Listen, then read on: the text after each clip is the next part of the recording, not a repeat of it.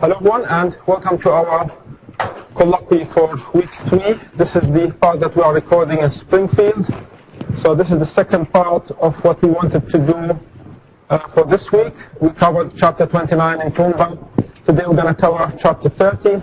Before we do so, I've received some inquiries about the assessments. So if you go to the forums, you'll also find that there. But just quickly, some people were talking about the word count. So again, even 450, 500 words per scenario are still reasonable. I don't expect that you would be penalized for it. But again, there has to be a good reason for it. It's not just that because you can't be succinct and you just need more words. One of the things that we're trying to teach you here is to be succinct, so you have to really distill as much as you can. Now, in-text citations are part of your word count, all right? But the reference list, if you go to your assignment details, clause 6 of that document, it tells you that the reference list is not counted. And last but not least is this assignment structure business. A couple of you came and talked to me about the structure. Now, I've given you an option. I've given you an idea, you know. A good structure would be the way we talked about last time. However, that's only one way of structuring your answer. And again, it's not really an essay. It's a problem-solving question. What's important is really to understand what the issues are. A 10th person has been charged in a major fraud investigation embroiling the Australian Tax Office. The latest arrest comes as more details emerge about the involvement of Michael Cranston, the senior tax official who's accused of illegally accessing confidential information on behalf of his son. Police pounced on Simon Aquatel when he flew into Sydney yesterday.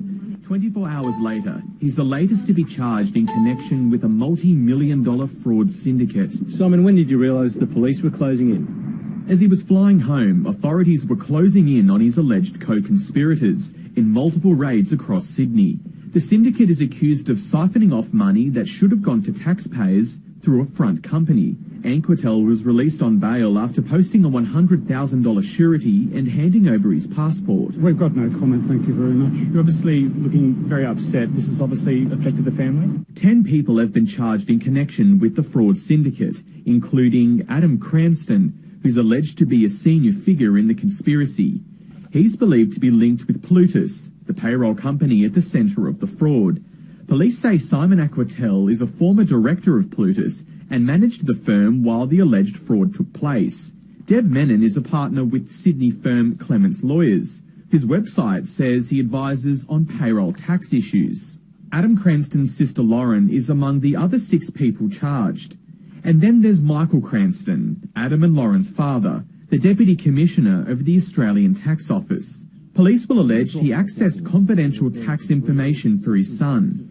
Customers of Plutus affected by the alleged scam range from employees at several government departments down to IT contractor Joshua Miller. He was among many left in the dark when the company's assets were frozen last month. When we stopped getting paid, that there was absolutely something going on there, so to see what's happened doesn't surprise me. Some clients still haven't been paid. Others, like Mr. Miller, have been paid more than they should have. All of a sudden, we went from not being paid to having huge amounts of money coming into our accounts, and for no reason, and no one can explain to us, what's happened there. It could be some time before they hear. The alleged syndicate members will be back in court in the coming months. Jackson Vernon, ABC News. Here is a question for you. It's like drug trafficking. Now that you caught this scam, or this fraud, what assurances do you have that the amount that's actually being scammed is not 165 million? It could be up in the billions or even the tens of billions. Who can give you assurances? And that's the problem with this kind of situation, because you lose confidence in the ATO. Now, the ATO usually is regarded highly. Compared to other countries, we never had really problems with the ATO, and that's why people in Australia pay taxes compared, for example, to Italy, where no one pays tax. But I shouldn't say that, but in Australia, we have this respect to the ATO, and we really want to make sure that they don't come after us. And there are actually anecdotal stories. Some people apply for travel reimbursements. So sometimes if you travel for work purposes, you can actually claim that in a tax return. Okay? And you'll find that many times you tax the ATO, and how much are you claiming? Not 165 million, right? It could be something maybe like $1,000, but they still sometimes ask you to show them the book. You know, there's like a log book or whatever method you're going to use. They can come to you and say, can you show us, you know, where is the expenses here for $1,000? So when this happens, you know, so you go, you know, really $1,000 is so important, and then you talk about 165 million. That's what you are looking at here. All right. In the news lately, you might have seen a story about an alleged $165 million tax fraud by a company called Plutus Payroll. What's interesting about this is that the bosses of Plutus Payroll, including Adam Cranston, you can see there, they're all very young. They're all mid to late 20s, early 30s, so they're not too far removed from high school. And what they're alleged to have done is taken $165 million that was meant for the tax office and kept it for themselves. So these are all allegations at this point, and one of the interesting allegations is that the Deputy Commissioner of the Australian Tax Office is Michael Cranston. Why is that significant? Because obviously Michael and Adam share the same name, and that is because Michael is Adam's father. So at the moment there's allegations not that Michael was a part of the scam, but perhaps that he maybe tipped off his son and his friends, but none of this has been before the courts or been proven, so we want to keep that in mind when we look at it. So where's the scam, and how do we want to get back to accounting with this? Well, to sort of go back to the basics, you just want to look at, well, in the real world, how do you pay employees their wages? You're obviously going to be an employer, hopefully one day. You're going to have employees. You just give them the money, right? That's not that easy. What first needs to happen is there's a whole bunch of forms employees need to fill out. They need to fill in contracts, tax forms with their tax number, and superannuation forms, which everybody earns 9.5% super on their income, and that has to be saved until your retirement. Well, there's a lot of paperwork that's involved. And that's not just for all employees, that's every single employee has to do all this paperwork. So before you can even pay someone or put them on the payroll, you've got to get all these forms sorted out. So you get that done, and then you can pay people their wages, right? Well, not quite. There's still some other things to do. Everybody's earning 9.5% superannuation. You've got to give all of your employees super to the super companies. So you might see some names you've heard of there. Super companies like Hostplus, Cbus, Rest, Industry Super Funds, and so on. You've got, as the employer, got to give them 9.5% of your employees' wages, and they will hold on to it until the employees retire. And the other thing you got to do is you got to pay taxes. Everybody has to do that, whether you're a business or an individual. And as an employer, the type of tax you pay is a little bit different from you as an individual. It's called pay-as-you-go or PAYG taxes. And what that is this is just an average. It usually averages out for an entire pay force around 30% of wages. That's just an estimate. It can be higher or lower depending on how much your employees earn. But yeah, it's going to be about 30% of your wages on top need to go back to the government as taxes, and that's called PAYG. That's used to pay for all our roads and hospitals and defence and so on, all that stuff. So why not let someone else do all the hard work? We just saw how difficult it is to set up a payroll and get all these payments done and pay all the right amounts. So a lot of people have come up with a business idea, and Plutus Payroll weren't the first, but they thought, you know what, why don't we just do all the hard work for you in exchange for a small service fee? So what Plutus Payroll could do is they could get all the forms done for each of your employees, keep them on record, and that's one less thing you have to do as a business owner. You can worry about running your business. Then when it's payday, you give the money for wages to Plutus Payroll, and they'll give it to each employee. They'll figure out who's meant to get what. And better yet, they'll deal with the other stuff as well. They'll get 9.5% of the wages, and they'll pass that on to the superannuation companies.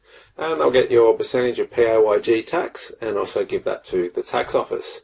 So it makes a lot of sense. There's going to be a service fee for you have to give to Plutus Payroll to do this for your business, but it's probably worth it because you don't want to have the hassle of doing this yourself each and every month. And in fact, Plutus Payroll got very good at it, and they started signing up many employers. It's important to remember it's not just one little business with half a dozen employees. These are hundreds of businesses with thousands of employees. And where we need to sort of get back to is think, well, how did the alleged scam work then? We've seen how the system works. Where's the breakdown? So let's say Plutus Payroll had a lot of employers. So I've just got 6 there as an example, but it would be hundreds and possibly thousands. And there's going to be a lot of employees who need their wages. So the employers would give, let's come up with, let's say this month's payroll all up is $10 million. So all those employers give $10 million to Plutus Payroll. They'll then give it to the employees, and that's just an expense. We deal with expenses all the time in VCE accounting, so we can account for that. What we need to remember then in the real world is that 9.5% of those wages, so in this case that would be $950,000 of $10 million, well, that's got to go to the superannuation companies. And there's no allegations that Plutus Payroll didn't give the super companies all of their money. That part's fine. So where's our problem? Our problem is in this roughly 30% of wages, which end up becoming taxes to give to the government. So that was being given to Plutus Payroll, and then it's meant to be given, so let's say payroll was $10 million this month, well, that'd be $3 million in tax is meant to go to the Australian Tax Office. And that's where our problem is. So let's have a look in a little bit more detail what's happened. Well, let's say the 30% was $3 million for this month. $3 million was meant to go to the tax office. Let's just say not all of it did. I'm just making these numbers up. This has no bearing on the Plutus Payroll case or any other case. But let's just say $2,950,000 went to the tax office. So most of it, the vast majority of it. Okay, well, there's $50,000 missing. Where did that go? Well, we could send that to some companies called ABC Limited, XYZ, 123 Limited, and so on. But if I'm working at Plutus Payroll, I can't steal that money and give it to a company that I own. So what I would do, and the allegation is, they put in the Plutus bosses would actually get those people. So we could just go back a step. The director there, Jay Smith, director M. Jones, director T. Tan, whatever the names are, whoever they are. These people were being recruited by Plutus Payroll, allegedly, remember, to be directors on paper only. These companies didn't do anything, and a lot of these people, these directors, were unemployed people. A lot of them had previous drug convictions. These are people who didn't really have a choice. They just wanted and needed money, as the newspapers are saying at this point. So they would just give the $50,000 to the Plutus bosses, and the allegation is, well, why would they do that? Mightn't they get something in return? And they would. They get a little bit of money as a sort of, compensation for passing on the $50,000. And there's reports in the newspapers of one woman, young woman, 18, 19 years old, getting $500 a month, or perhaps a prepaid gift card, that sort of thing. So not a lot of money, given how much was alleged to have been stolen, which is $165 million. So that's where the allegations lie. There's $165 million have been taken that way. Why don't we get to the question and go, well, how come the tax office didn't notice the alleged scam until $165 million had been taken sooner? Well, no one knows the answer to that question. We've got to have a trial. We don't even know whether money was taken. These are always allegations until proven guilty.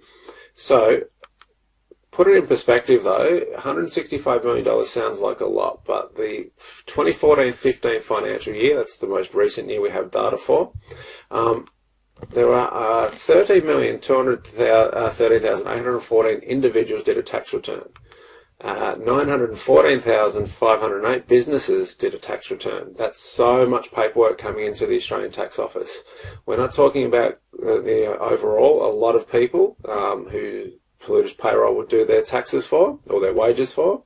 So if you add up the total tax collected for the financial year that year, it was $343,465 million. What was Plutus, the allegation is to have taken? $165 million. So if you were to look at the ATO total tax collected as a big dot, how much is the Plutus Payroll bit? Well, it's nothing. It's a little speck. It's a tiny little part. And if you do the maths on it, it works out at about 0.048 of 1%. So that might be a reason why this alleged scam went for so long, because the tax office has a lot to do. It doesn't have as many employees as it used to, and in the grand scheme of things, it's not a lot of money. What's made this case so interesting is the allegation that, well, perhaps having the father of the alleged perpetrator being in charge of the tax office, maybe there's a connection there, or perhaps there's none at all. So a really good case study. Again, it's important to remember that these are all just allegations. Nothing's been found or nothing's even gone to court yet. But have a read. Just Google Plutus Payroll and you'll see lots of good stuff there. It's a good little accounting story, and make sure you try and follow it as it gets closer to trial in the coming months. So today we're going to really focus a little bit on criminal law. Again, this is for business students. It's just introduction to law, so we're not going to go deep into criminal law.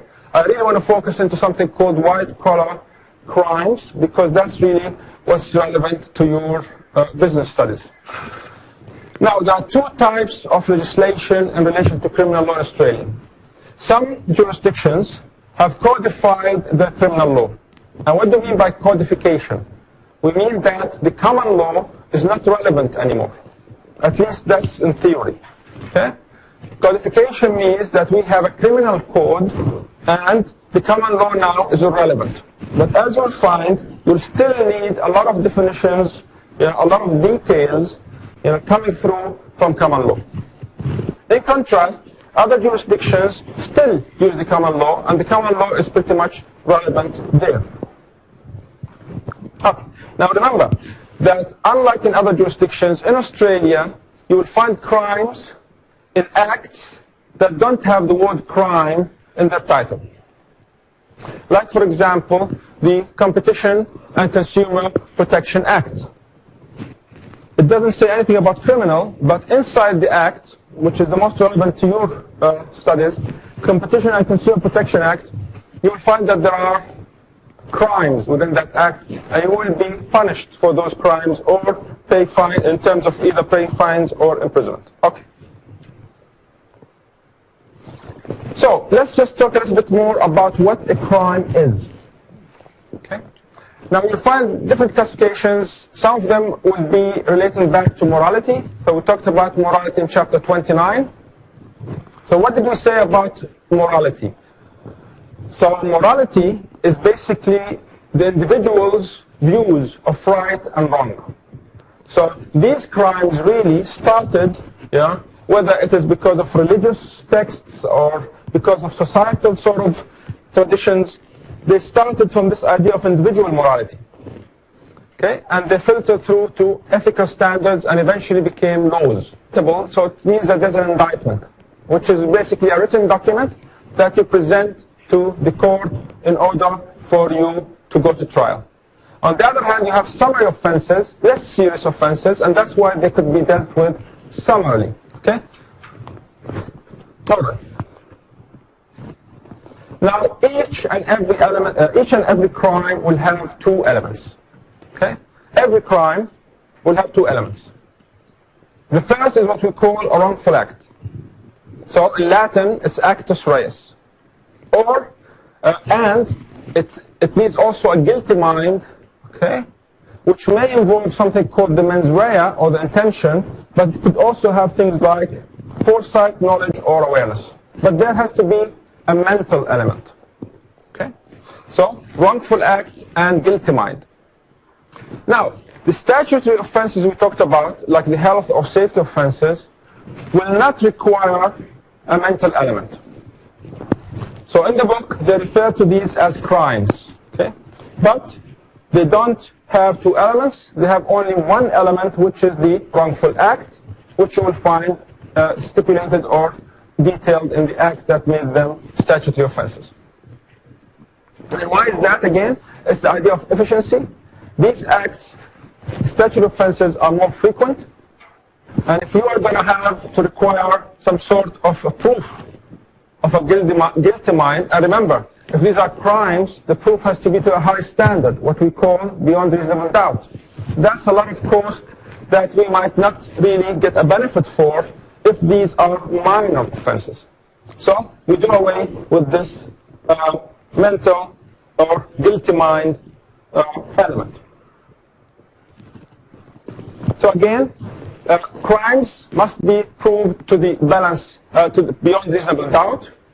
However, if you have these regulatory offenses, and we call them strict liability, why is it strict liability?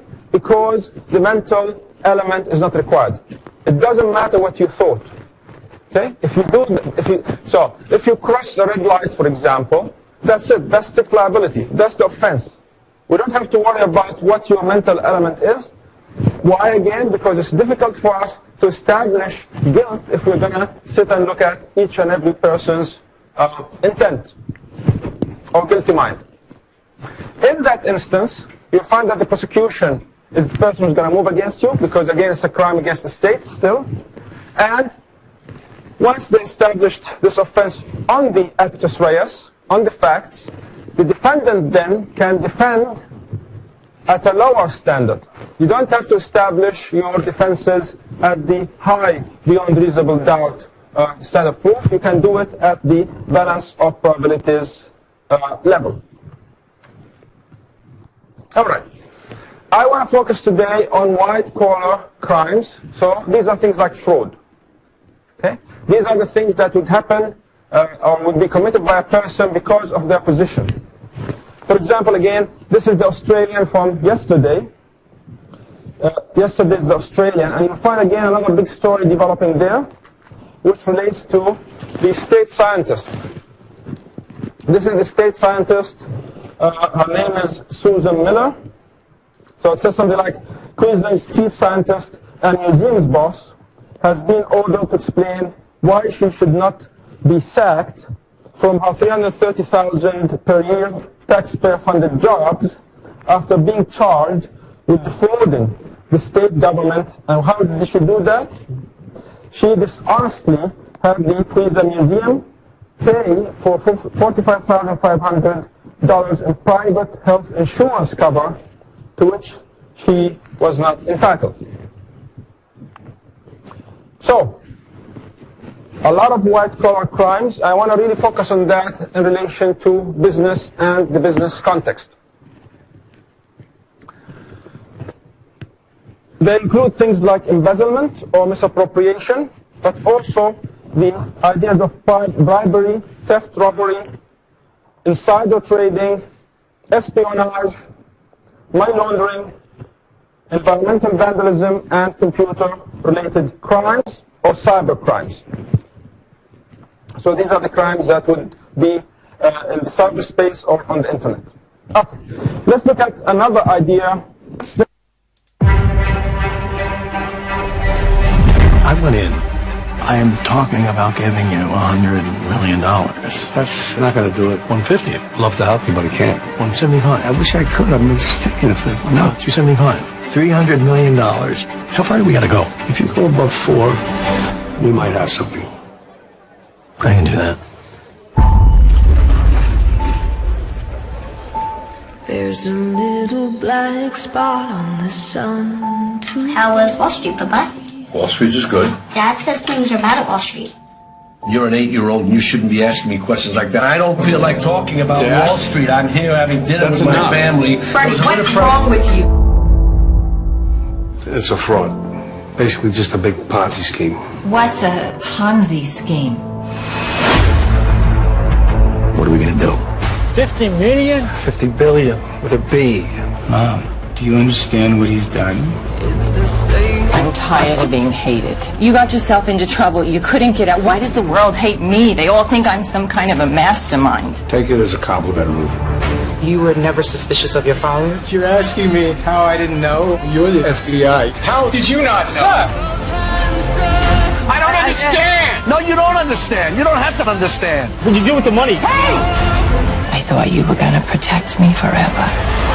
My destiny to be the king of pain. Hello? Have you no shame? Mr. Madoff, please stand. How do you now plead to count 1? Guilty. He discarded me like roadkill. How do you plead to count 2? Guilty. He took our entire life savings. Count 3. Guilty. Dad, how could you do this? Count 4. Guilty. Count 5. Guilty. Have you no shame? Guilty. Guilty. For 16 years, I kept this secret from my wife, my sons. I was able to do that and maintain any degree of sanity. That worries me when I think about it. But it's my destiny think about how they did it.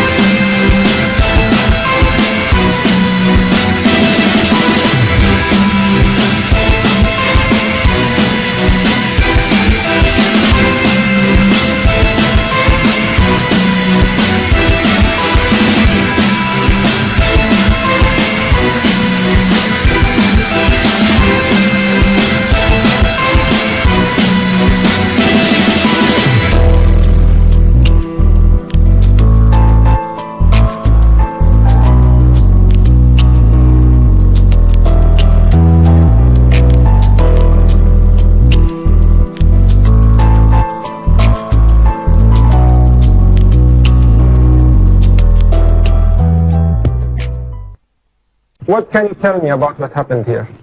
50 billion, not 165 million. How did they do it? Gullibility. Yes?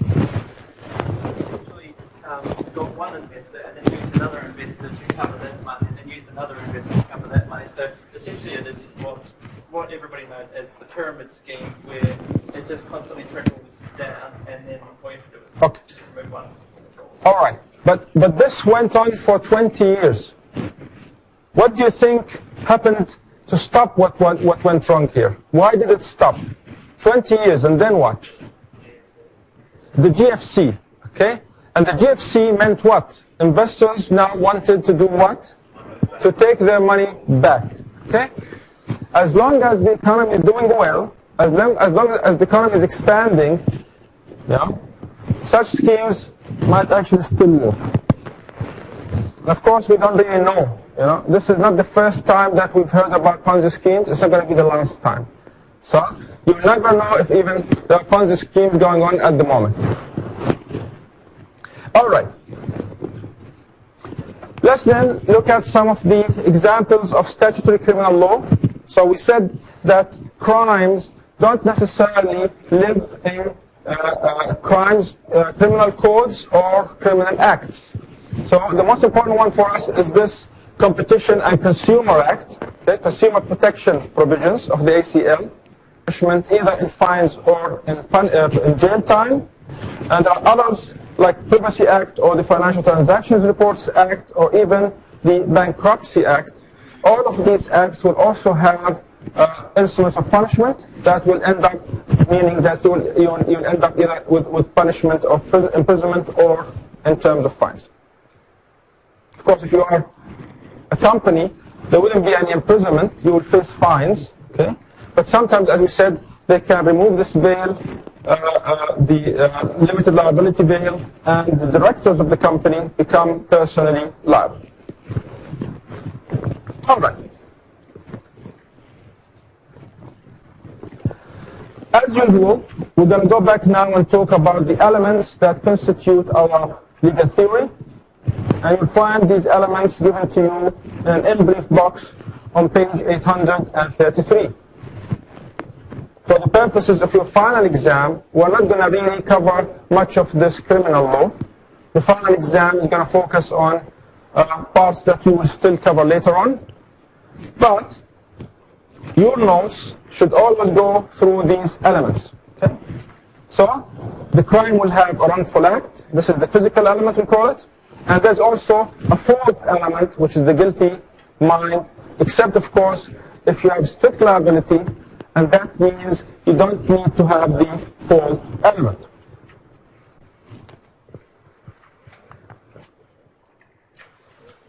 This is what we just talked about in terms of strict liability.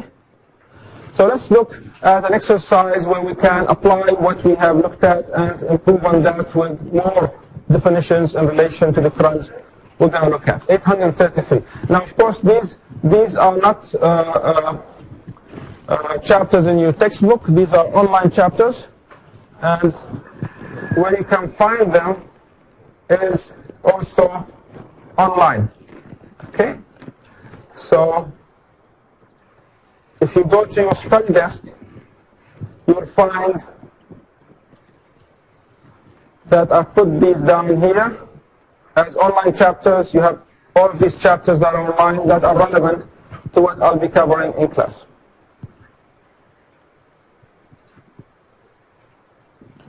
All right.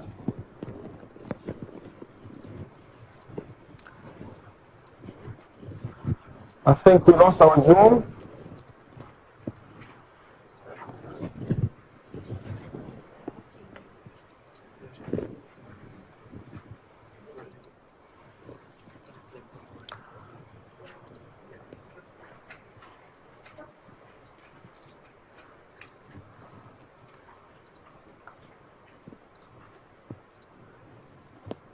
All right, so let's start by looking at this exercise.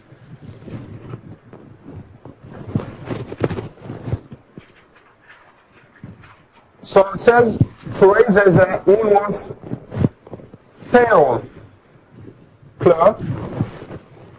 she is in charge of the supermarket's cash float to cover staff wages, cash advances, and petty cash. Needing no counter signature when ordering new cash, she spent some of the float on poker machine bets at the St. Mary's Band Club where she was director. Maybe scenario for us to start with. As usual, we're going to use the Wentworth-Miller method. The parties, as you can see, Teresa and Woolworth. Woolworth is probably the party that's going to go after Teresa. Through whom? Because this is a crime, you'll find that one of the parties has to be the state. So you'll find prosecution versus Teresa, or the Crown versus Teresa. And what are the issues here? What do the parties want? Woolworth want basically the money back. Teresa wants to escape liability, punishment. And what are the issues here? As a business student, you think all of this started because of what?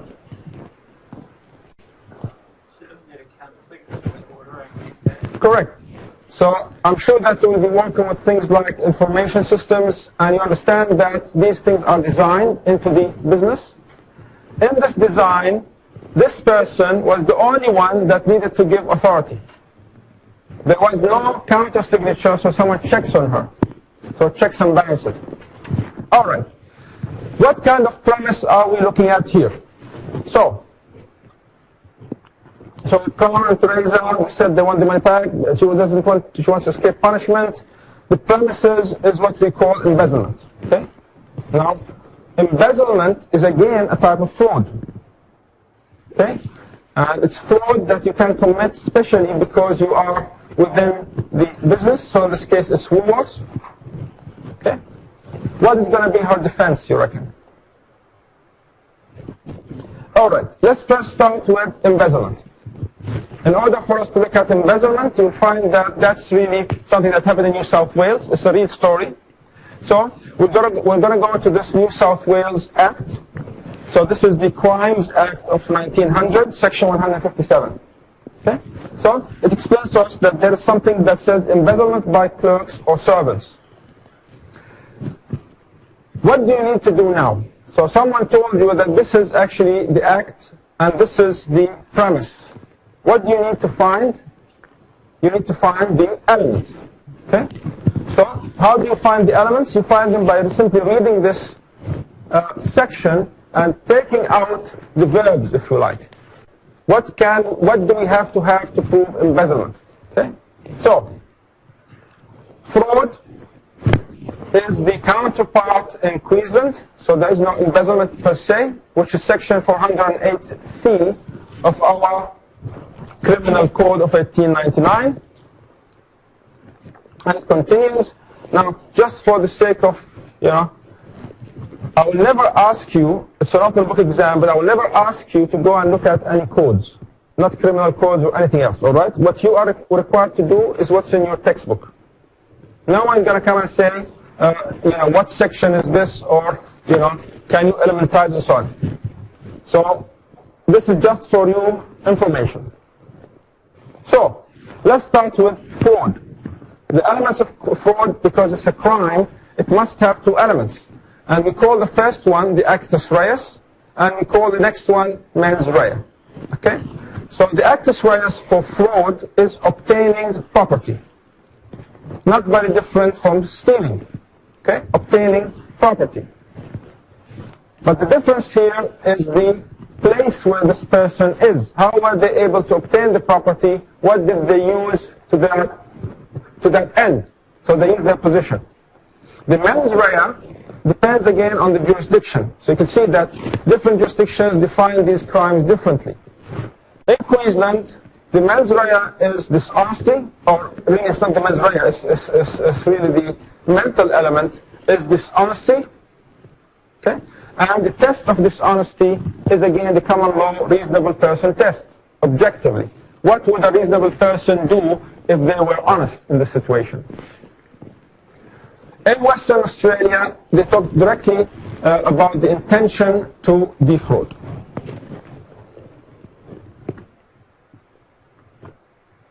There are also other places where you can find definitions of dishonesty. For example, the Commonwealth Criminal Code, and that's explained there. Again, this is just for your information. It's not really that we're going to do any analysis on that in particular.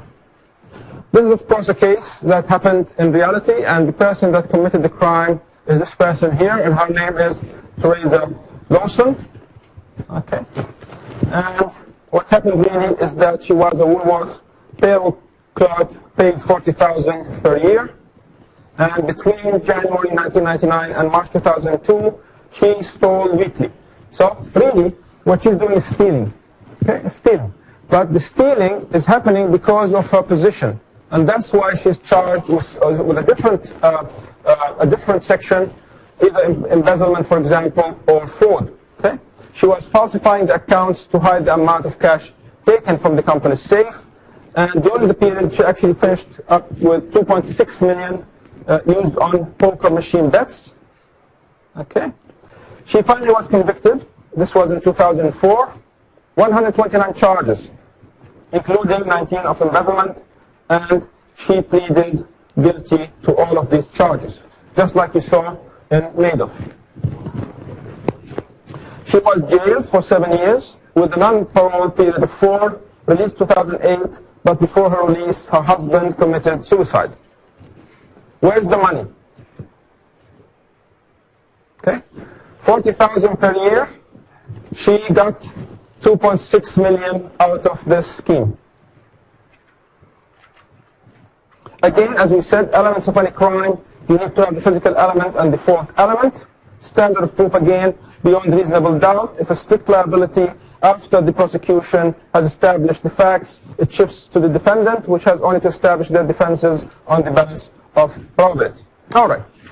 We will do more questions in the tutorial, so let's have a 10-minute break. It's 2 o'clock. Come back at 2:10, please, and we'll start on our tutorial.